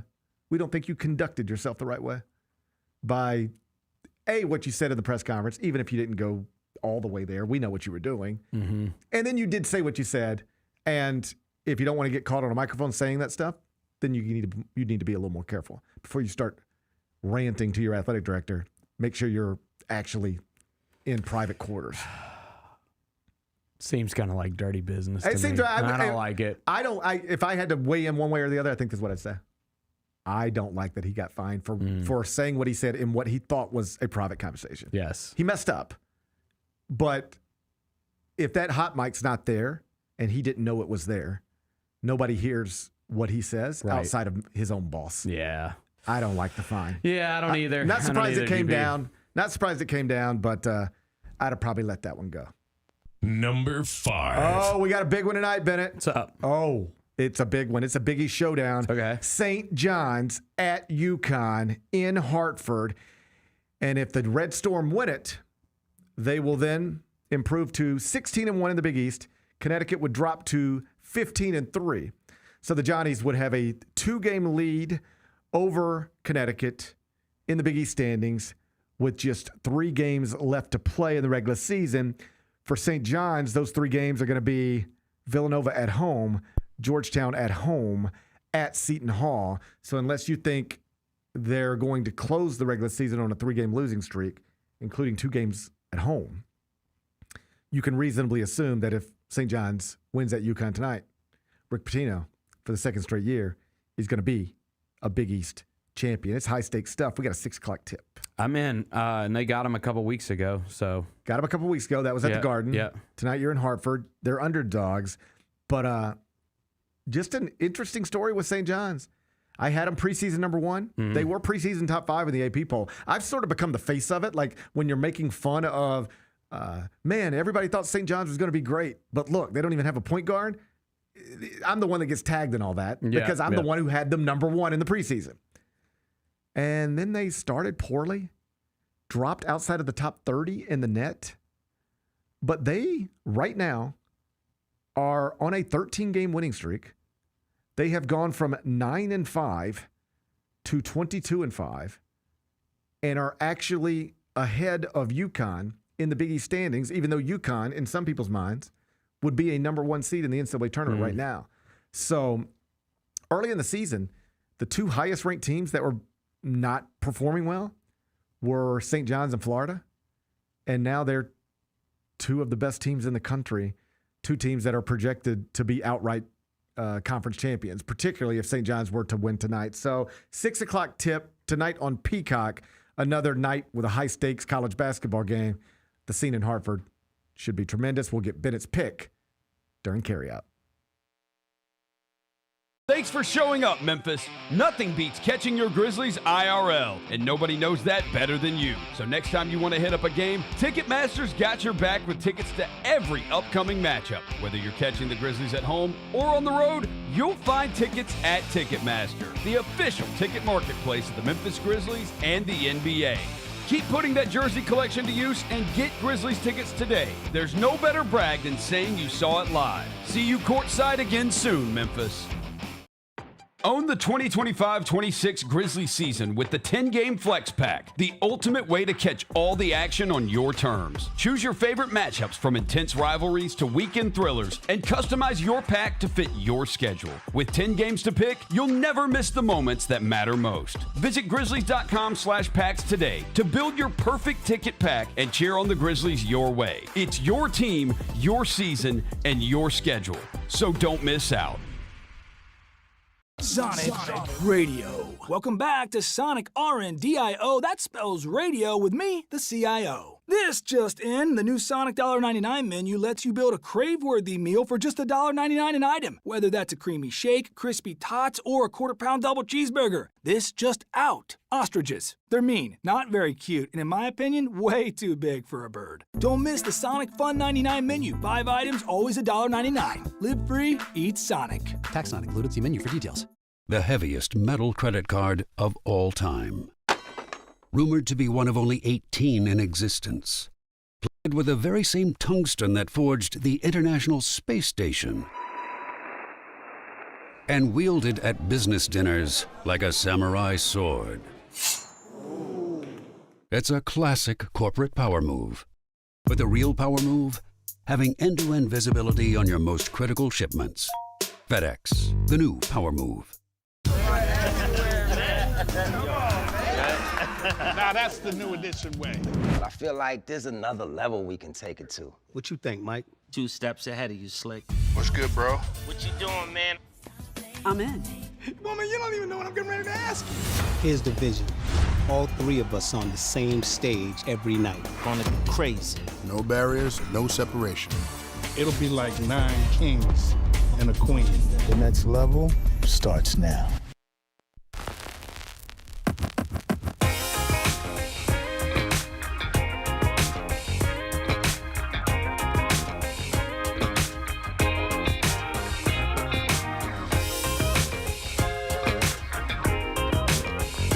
We've got a special deal. All the fans of this show, you can take advantage. We got special discount code up to 30% off select Grizzlies tickets just by using promo code GCMFan. That's promo code GCMFan. That means ticket prices for, let's say, tonight's Warriors game. You can get them for as low as $35 with that promo code GCMFan. So head over to grizzgroups.com. That's grizzgroups.com/GCM and lock in your discounted seats. Again, that's GCMFan at grizzgroups.com/GCM. Don't miss out. Let's do carryout. It's time for GP's Carryout. One final segment filled with stuff to take with you. It's not everything you need to know, but it's most of it. What did we miss today? So, this is on me. I'm gonna raise my hand. I'm gonna take a penalty here. So I had us a little baseball topic. It was gonna be right here in What Did We Miss? And I was gonna tell you what you missed. And it was a fella named Connor Griffin. Mm-hmm. You familiar with Connor Griffin? No. Oh, you're gonna be. Okay. You're gonna be. Connor Griffin is a 19-year-old shortstop. He was drafted top 10 2 drafts ago. Okay. He's in the Pirates organization. And he hit 2 homers yesterday against Boston in spring training. One of them was like 440 feet. One of them came off of Ranger Suarez, who's like a $130 million pitcher, all-star 2 years ago. So this isn't like beating up on low A ball guys. I mean, these are big league pitchers, and he homered twice yesterday, blasted one. He's the next great thing. Okay. Number 1 prospect in baseball. He is expected to make the big league club. Some of this is they're rushing him along. You know why? Paul Skeens. Yes, they need to show Paul. We need the timeline to be right. Hey, we need to show you we got this badass 19-year-old who's ready to help you right now. Yep. So like we're gonna throw all the money at you. We got him. Now let's get into free agency and maybe we can convince you to stay here.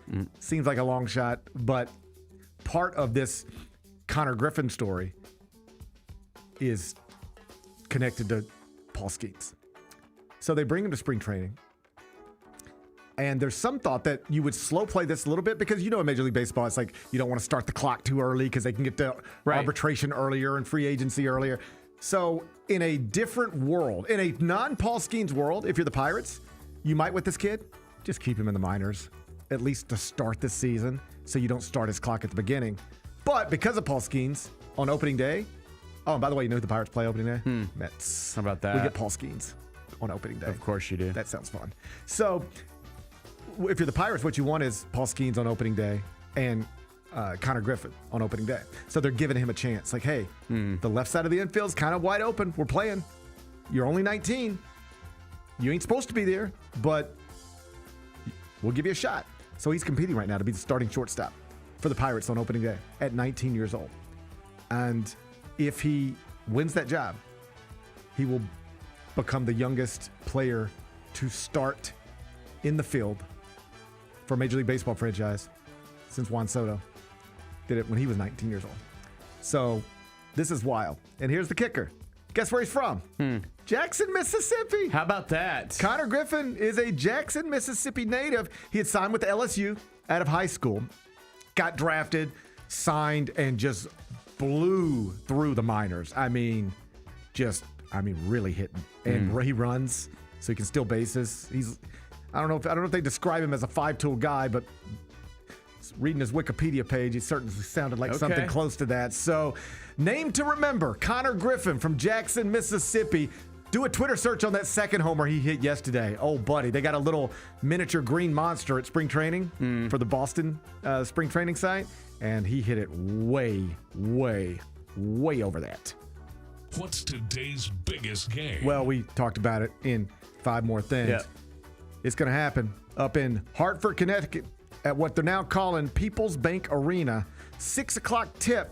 Number 15, St. John's at number 6, UConn. It's on Peacock. Connecticut, 5.5-point favorite. Total's 145.5. You got to win last night. You need to hear. You need to hear your record. Okay. 309, 267, and 4. You are plus 9.9 units. Yeah, it is nice. Not terrible. Not terrible. Man, this one's tough. I just feel like I got to go with St. John's here. 13 in a row. They've already beaten UConn. I think they've got a chance to go on the road and win this. Then it says take 5.5 points. Every time you get a Hall of Fame coach. Yeah. And with a 13-game winning streak, alone at the top of the standings, you give me 5.5 points. UConn's going to blast them. That's exactly what's going to happen. But see, I look at the 5.5 is Vegas thinks you're dumb because it's the number 6 team at home taking on the number 15 team, and so that's why they're favored by so much. You've thought through this. Yeah, it's like reverse psychology. What's the play? It's St. John's. St. John's plus the 5.5, but you are concerned about the possibility of a UConn blowout. Yes. I understand. But, seriously, there's only, I think, 3 men working in college basketball right now with multiple national championships. Bill Self, Dan Hurley, and Rick Pitino. And 2 of them are coaching against each other tonight. Pretty good. In a high-stakes game that could decide the Big East regular season champion. 6 o'clock on Peacock. I can't wait. What are we watching on TV? So, Jason Bateman and Olympic gold medalist Chloe Kim. I know both of them. Yeah, they'll be a guest on Jimmy Kimmel tonight. Okay. And I learned all about Chloe Kim on Tape Delay. She's great. She seems great. You know who her boyfriend is, right? Myles Garrett. Yeah. He was there. I saw him. Yeah. Yep. Looked like a sweet couple. Yep. He was happy for her. I don't think she didn't gold, I don't think, this year. She got gold. Did she get gold this year? I watched it on Tape Delay. Okay, my bad. I didn't mean to disparage. She came back from hiatus. Isn't she the one that came back from hiatus? Yeah, Chloe Kim did go on a hiatus. She went on a hiatus. Yes. Met Myles Garrett. They Netflixed and chilled, I assume. And then she got back to winning gold. Chloe Kim won gold. What are you talking about? I watched it on Tape Delay. I didn't see it live. I saw it on Tape Delay. She seems great. She's got a nice story. Sounds like she got a nice head on her shoulders. Yeah, she is. I'm just looking to... Are you doubting my Olympic coverage? I'm looking to see what all she did this year in the Olympics. Chloe Kim, you ain't the best at looking stuff up sometimes, I don't think. We should go to her Wikipedia page. That's always where you go, man. Chloe Kim. Well, they hadn't updated it. Of course they've updated it. She's 25 years old. She won the silver. You watched her win the silver. Are you sure? Yes. Oh, yeah. I watched her win the silver. I knew I was right. Okay. Because I watched it, too. I was like, hold up. She did not win gold. Okay, I remember now. Yeah. Her little protege from another country, maybe Japan. I think that's right. Won the gold. Won the gold. And Chloe Kim went over to congratulate her. And Chloe said, it's like I'm looking at me when I was her age. And I'm just so proud of her. And I said, well, how amazing is that? Yeah. What a great example for all the young girls in this country, in this world. You win with grace, sure. But you can also lose with grace and be happy for the person who defeated you. Pretty good. I thought she won gold. But now that I'm thinking silver about ain't it, bad. But now that I'm thinking about it, I know that it was silver. Silver ain't bad. Silver's not bad. It's like second. Anyway, she's going to be on Jimmy Kimmel tonight talking to him about whatever it is they talk about. And last time I watched her talk, she seemed impressive. So I'm sure she'll be impressive again tonight, 10:30 on ABC. What's the best thing we've read? Okay, I haven't read it, but you sent me something, and this is interesting to me. I'm going to tell you what you sent me. But every once in a while, every morning you send me some stuff. And sometimes in the spirit of transparency, I got so much going on that I have to plan this stuff in advance. It's okay. I hope you understand. And so I finished the Eye on College Basketball podcast at like 9:58. And it's like, hey, I saw what you sent me, but I already had to plan 5 more things. But I'll try to fit in this stuff somewhere else. And I wanted to fit this in because you sent me this thing. It's from Rob Sheffield, who works at Rolling Stone. I'm familiar with his work. Yep. I'm familiar with Rob Sheffield. And he's got a column that was retweeted today, and that it got put on your radar, and then you sent it to me, and that's how it got put on my radar. And here's the headline. America is more obsessed with Elvis than ever. I like Rob Sheffield. Mm-hmm. And as a writer, I can tell you writers don't typically write the headline, so he might not be responsible for that, although I'm certainly saw it. America is not more obsessed with Elvis now than ever. That's just not true, is it? That can't be true. I don't know. I mean, I know Baz Luhrmann sure is. So Elvis was once the most famous person on this planet. Yes. He's not now. Accurate. Okay, so then what are we doing? The legend lives on. No, so this is he wrote this because there's a new documentary out that Baz Luhrmann, who did the Elvis movie, just released. It's called Elvis Presley in Concert. It's called Epic. And it's basically unfound footage. This when he was making the Elvis movie starring Austin Butler as Elvis, he was going through all these old archives and concert footage, and found a bunch of good stuff from Elvis's Vegas residency. And he's turned it into this documentary, and it's supposed to be really good. It's on IMAX right now. Like, I think you can go see it on the IMAX screen at Paradiso, and then it opens wide across the country this weekend. Okay. And so it's getting good reviews. It's supposed to be really good. I'm not debating or doubting even that the documentary is great. I gather that it is. I look forward to seeing it. It's just I get caught on this.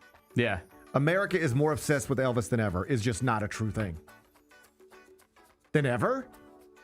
Than in I like Elvis. Then in 1959? Then in 1965? Then in 1971? America is more obsessed with Elvis right now than it was in 1968. It's just a headline that's supposed to grab you. It just made me mad. Yeah. It just made me mad because it's wrong. Like if my kid brought me that headline now, I would say, you got to redo that. That's just not true. What do you mean? I would actually say, what do you mean by that? Yeah. I'd want to know why you even landed there. Yeah. How'd you even get there? America is more obsessed with Elvis than ever. Obviously not true. I'm sure there was a time you could drive down what we now know as Elvis Presley Boulevard, and there would just be people camped out in front of Graceland, just tons of people out there at all times, right? I bet it's not like that today, right now. Well, he's dead, GP. My point! America is not more obsessed with Elvis now than ever. Fine. This is just the spectrum-y stuff It's I'm dealing just with. semantics, yeah. I'm excited to see this, and just again, shout out Baz Luhrmann for keeping the legacy alive. I love it. And he said, because one of the other notes that was in there is apparently he's working on a stage show, an Elvis Presley stage show. Yeah, he loves Elvis. He's upset. I love him. Keeping the legacy alive. Shout out Baz Luhrmann. Shout out Baz Luhrmann. One of our great directors. I think so too. Yeah. I want to be clear here. I have no issue with Baz. I have no issue with Elvis. I don't guess I have an issue with Rob Sheffield. The only issue I got in this whole thing is with whoever wrote that headline. Yeah, fair enough. Whoever wrote that headline, it's just like, you don't have to oversell me on this. There's a new Elvis documentary coming out, and it's great. That's good enough for me. I bet you that's true. I bet you that's an accurate portrayal of things. America is more obsessed with Elvis now than ever. That's just not true. It's just not true. Okay. So I was talking about this on the On College Basketball podcast with Matt Norlander, because you sent it to me, and I was just like, look what Bennett just sent me. And he agreed. Elvis is a legend forever. But is America more obsessed with Elvis in February 2026 than ever? Obviously not true. And I said, I just got to talk. I was like, I just live right down the road. I just live right down the street from Elvis. Yep. And he's like, well, you don't live down the street from Elvis. Elvis is dead. I said, yeah, but I live down the street. He lies down the street from me. And I live down the street from him. He lies down the street from me. Gotcha. 6 feet under, But I live down the street from him. And he said, like, how far is it really down the street? Because, Elvis is on Highway 51, and I'm not far off of Highway 51. Right. So it is kind of like technically down the street. So Norlander said, could you walk it? And I said, I don't know if that'd be smart. But, I mean, maybe. And then I decided to get into Google Maps. And do you know how long it would take me to walk from my house to Elvis's house? How long? Take a guess. You know where I live. You know where Elvis lives. 3 hours. It said 8. It's a long walk. That's a long walk. Yeah, it's a long walk. That's a lot of walking in Memphis. Turns out I live 25 minutes by car. Yeah. And 8 hours by feet from where Elvis Aaron Presley lies today. Looking forward to seeing this documentary. Me too. I'm going to read this from Rob Sheffield over at rollingstone.com, but it's going to take some work for me to get past this headline. I bet there'll be some good stuff in there that'll lead you to get past it. I just don't understand how somebody let that headline go. It's just... I don't mind it one bit. I know I'm the only one who cares. Yeah. What's on tap for tomorrow? Tomorrow's going to be Thursday. We're going to be looking back at Warriors Grizz. Hopefully we'll get some new video of Draymond not being guarded at the three-point line. That's funny. I can almost guarantee you we will get some kind of funny video out of the game tonight. There is no doubt in my mind. It's just so funny. The last game we had the Westbrook exploding the high noon. I guarantee you there will be something hilarious that we will play tomorrow when we come in here. That is a guarantee. There's just something funny about like watching a basketball team get into its offense, and then it's like swing it over here, Draymond top of the key, and he catches it, and he's right here, and it's like there's nobody around you, just nobody there, right? Like all this space, they're just nobody cares. What are you gonna do now, buddy? Dribble it in here if you want to. Shoot it, please. We'd love that. It's just funny. It's a funny visual. Yeah. I look forward to that. Me too. All right. Everybody be on the lookout tonight for funny Draymond Green videos. Yes. That's what we're opening tomorrow on. Good. Let's see how far we can stand away from Draymond Green while he's holding a basketball. That's what I'm looking forward to. Too. Michael Wallace will join us. He's always great. Enjoy the rest of your day. I'm going to try to enjoy mine. Meet back here tomorrow at 10. Till then, be careful, be kind, be good. Rep your hood.